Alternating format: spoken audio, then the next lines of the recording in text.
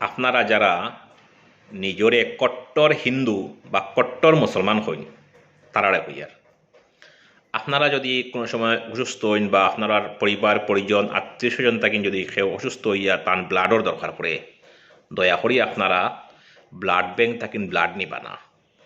কারণ blood bank Hindu মুসলিম শিখ ইসাই সবর blood থাকতে পারে। এখানে ডোনার অকল কেউ গরু খাইয়া ব্লাড বানাইয়া ব্লাড ডোনেট করতে পারে, কেউ শুকর খাইয়াও ব্লাড বানাইয়া ব্লাড ডোনেট করতে পারে। এর লাগিন আপনারা হইয়া আপনারা তখন কট্টরতাটা বজায় রাখবা যে আমি কট্টর মুসলমান কট্টর হিন্দু, এটা আপনারা পুরো বজায় রাখবা।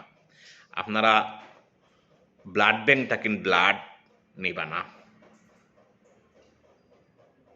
দেখো যান যখন যাইবার জোকা হয় অনেক মানুষ দেখছি যখন ও গোলার ওখানে জানাই যায় নানি ধর্ম যে কই উড়িয়া যায় আর কই কট্টরতা যে যায় খুঁজাইয়া পাওয়া যায় না।